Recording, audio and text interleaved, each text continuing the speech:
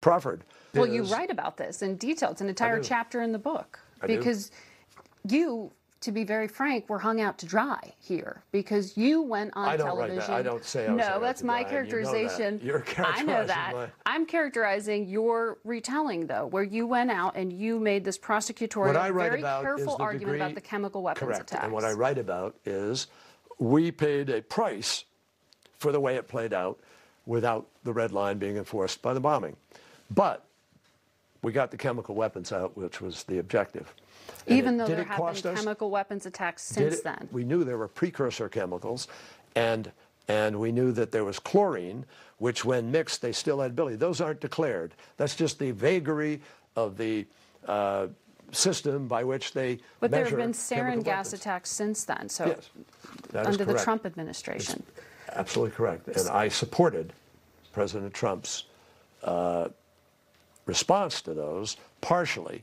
I supported the use of force, but I don't support just a one-off where you drop a few bombs and there's no follow-up diplomacy and no additional effort to try to use the leverage you get out of doing that. I thought that the president should have done that. President Trump should have done that. And you thought President Obama should have done that, yes, too. Yes, that's correct. You were sent around the world to rally support for other countries to stand with the United States to say that this red line on use of chemical weapons needed to be enforced. How difficult was that for you, given that the president blinked? He decided not to go through with those military strikes.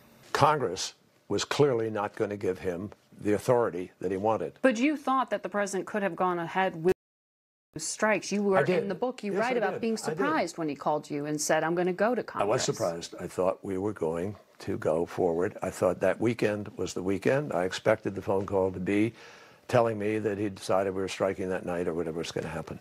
And it wasn't. My job was to then affect the president's policy, and I did the best I could in going to Congress and arguing the case. But I do write that we paid a price for that. There's no question about that. We paid a price. And all the explanations and everything else doesn't change the perception.